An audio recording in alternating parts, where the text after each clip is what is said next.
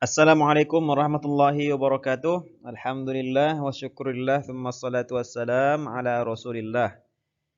Pada kesempatan kali ini, alhamdulillah kita dapat bersua kembali dalam kajian fikih. Kali ini kita akan membahas tentang fikih seputar solat.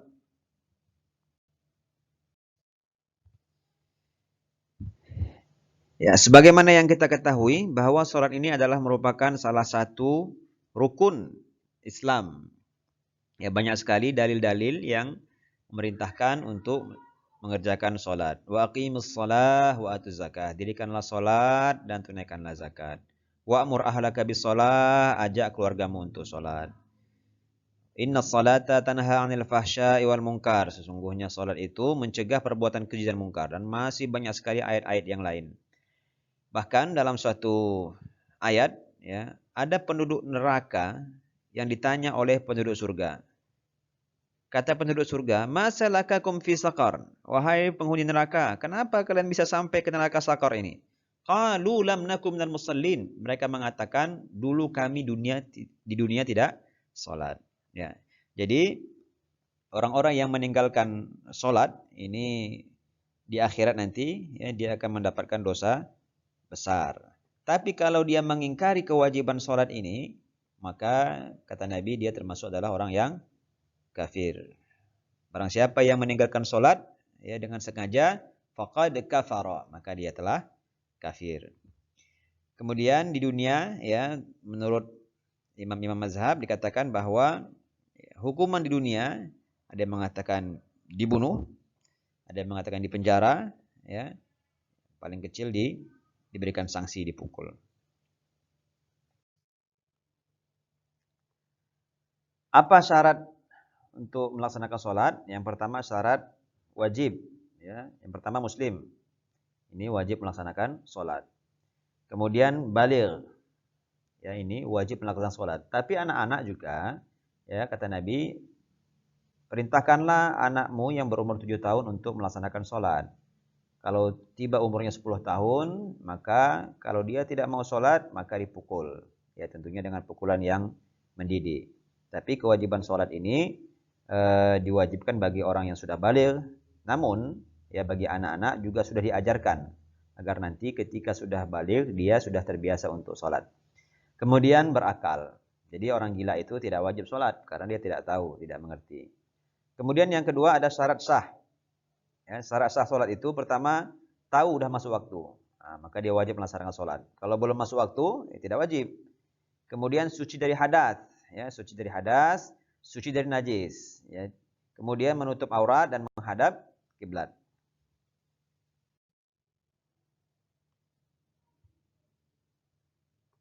Nah, kapan waktu-waktu sholat itu? Ya, ada hadis yang sangat panjang yang menceritakan bahwa malaikat Jibril itu mendatangi Rasulullah SAW dalam ketika sholat, ya. Jadi disimpulkan bahwa waktu zuhur itu ketika matahari tergelincir atau zawal matahari. Jadi di atas kepala tergelincir itu sudah masuk waktu zuhur. Kemudian berakhirnya ketika masuk waktu asar. Kemudian kapan waktu asar? Yaitu ketika panjang suatu benda itu, ya, sama dengan panjang bayangannya. Ya, itu awal waktu asar. Kapan berakhirnya? Ketika tiba waktu maghrib. Waktu maghrib itu dari terbenamnya matahari sampai dengan isya. Kapan waktu isya? Hilangnya syafaq, ya, mega merah. Itu sudah masuk waktu isya dan berakhirnya waktu maghrib. Kapan berakhir waktu isya?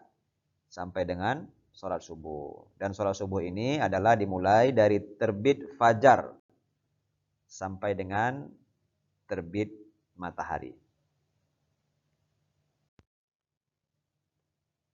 Di dalam sholat ada istilah namanya rukun. Ya, rukun ini adalah satu bagian dari sholat yang tidak boleh ditinggalkan. Ada beberapa versi tentang rukun sholat ini. Namun yang paling ringkas itu bisa kita lihat dari mazhab Syafi'i saja. Ya, ada 13. Yang pertama adalah niat. Ya, niat ini yang paling pokok itu, yang paling wajib itu dalam hati. Walaupun dia boleh juga dilafazkan untuk menguatkan niat dalam hati. Kemudian setelah niat, kita takbiratul ihram, ya, mengucapkan Allahu Akbar. Lalu kita berdiri ya dengan sempurna, lalu membaca surat Al-Fatihah. Kemudian ruku ya dengan tumakninah. Ruku ini ya sejajar punggung kita, lurus. Kalau ditaruh air di atasnya itu tidak tumpah. Kemudian bangkit dari ruku atau yang dinamakan dengan i'tidal, berdiri, lurus kembali tegak. Lalu sujud kembali juga dengan tumakninah. Kemudian duduk antara dua sujud. Ya, membaca Rabbighfirli dan seterusnya. Kemudian duduk tahiyat akhir. Ini termasuk rukun salat. Lalu membaca tahiyat akhir, ya, at-tahiyatu lillah, ya, beberapa macam versi bacaan yang mungkin tidak sempat kita jelaskan dalam kesempatan ini. Kemudian membaca salawat, lalu salam.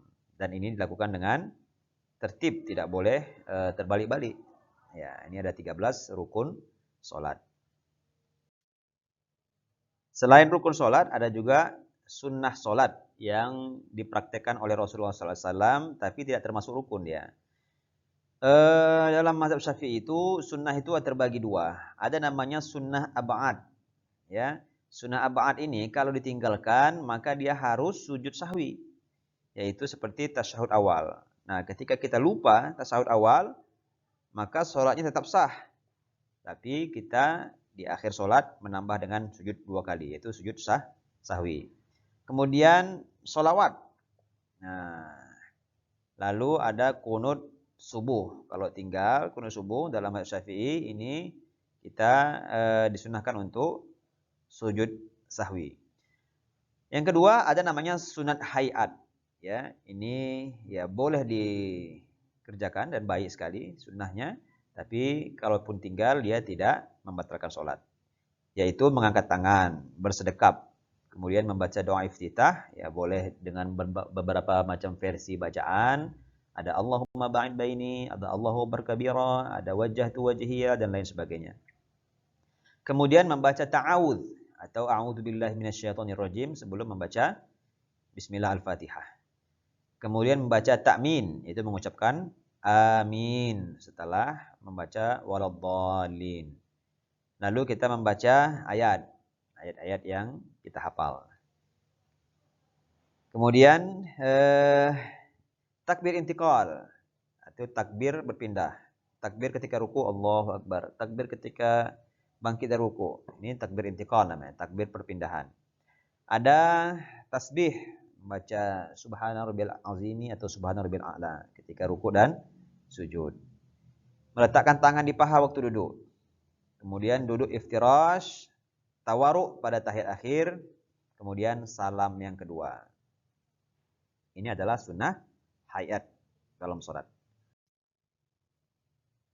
Ketika kita melaksanakan sholat, ada beberapa hal yang menjadi pembatal sholat. Antara lain adalah berbicara. Jadi kalau kita dalam sholat itu berbicara atau menjawab salam, ya, ada orang masuk tiba-tiba mengucapkan salam, kita mengucapkan waalaikumsalam, nah, ini batal sholatnya. Kemudian makan minum. Jadi kalau masih ada sisa-sisa makanan dalam mulut itu dibersihkan dulu. Makanya kata Nabi, kalau kita berwudu itu disunahkan untuk bersiwak, nah, membersihkan mulut supaya jangan ada sisa kotoran nempel di mulut. Kemudian banyak melakukan gerakan, banyak gerak ini.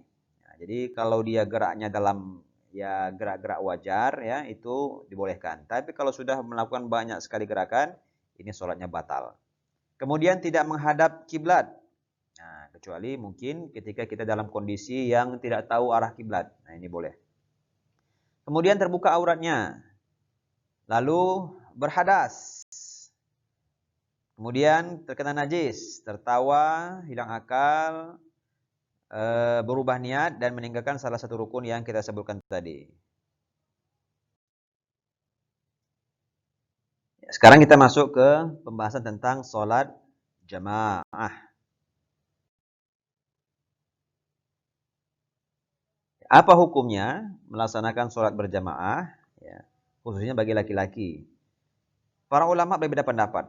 Hukum yang paling ringan itu adalah sunnah muakkadah, sunnah yang sangat-sangat ditekankan, dianjurkan. Yang kedua dia mengatakan fardu kifayah, artinya dalam satu kampung itu kalau ada yang sudah melaksanakan sholat berjamaah dalam satu masjid, maka yang lain gugur kewajibannya. Ada yang mengatakan fardu ain, artinya setiap laki-laki itu wajib ya melaksanakan sholat berjamaah. Ada yang mengatakan sholat berjamaah termasuk syarat sah sholat. Jadi kalau tak berjamaah tak sahlah sholatnya. Nah ini. Ketika kita melaksanakan sholat jamaah, tentunya kita harus memilih seorang menjadi imam. Ada beberapa kriteria imam yang dijadikan standar. Yang pertama kata Nabi, aqra'ukum li kitabillah, yang paling mengerti tentang Al-Quran. Bacaannya bagus, hafalannya banyak, kemudian mengerti isinya, ini yang paling berhak untuk menjadi imam. Fa in kanu sawa, kalau ada sama-sama yang baik, hafalannya bagus, bacaannya, fa a'lamuhum lisunnah, yang paling banyak hafalan hadisnya, yang paling mengerti tentang hadis. Kemudian sama pula lagi, wa in kanu sawaan, kalau sama-sama hafiz, kemudian sama-sama mengerti tentang sunnah, maka fa aqdamuhum hijrah, yang paling pertama hijrah atau yang paling tua usianya. Ini antara lain adalah syarat-syarat menjadi seorang imam. Kemudian kata Nabi SAW, dan tidak boleh seorang tamu menjadi imam di rumah seseorang, kecuali tuan rumah itu mempersilahkan tamu tersebut untuk menjadi imam. Selain sholat 5 waktu yang diwajibkan kepada seorang muslim, ada juga sholat-sholat sunnah sebagai suplemen ya, penambah ibadah kita kepada Allah Subhanahu wa taala. Mungkin sholat wajib kita ini banyak sesuatu yang kurang sempurna, maka ini bisa ditambal dengan melaksanakan sholat-sholat sunnah.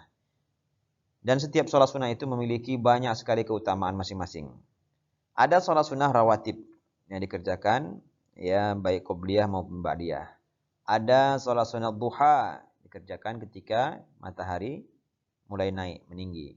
Ada istisqa, minta hujan. Ada sholat tarawih yang dilaksanakan ketika bulan Ramadan. Ada sholat Aid, baik Idul Fitri dan Idul Adha. Ada sholat gerhana. Kemudian sholat tahajud yang sangat besar sekali keutamaannya. Kemudian ada istikharah kalau kita ada dihadapkan kepada dua pilihan. Maka kita melaksanakan sholat istikharah. Kemudian ada sholat tasbih. Nah, ini masih banyak lagi sholat-sholat yang lain.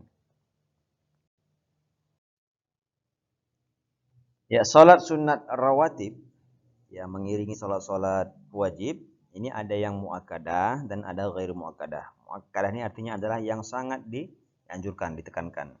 Yang pertama ada 2 rakaat sebelum subuh. Qala Nabi sallallahu alaihi wasallam, raka'atil fajri khairum minad dunya wa ma fiha.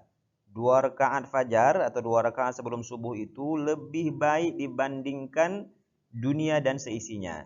Jadi kalau kita punya harta sepenuh dunia ini, itu tidak ada arti apa-apa dibandingkan 2 rakaat sebelum subuh.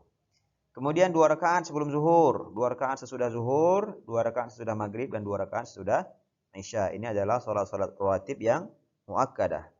Kemudian ada juga yang tidak muakkadah, ghair muakkadah. 2 rakaat sebelum asar, ini boleh dilaksanakan dan sangat baik. Kemudian 2 rakaat sebelum maghrib, bisa kita laksanakan juga, dan 2 rakaat sebelum isya. Baik, inilah beberapa hal yang terkait dengan sholat, yang mungkin ini adalah pembahasan ringkas tentang sholat. Dan insya Allah kalau ada pertanyaan maka silahkan disampaikan. Demikian pertemuan kita. Wassalamualaikum warahmatullahi wabarakatuh.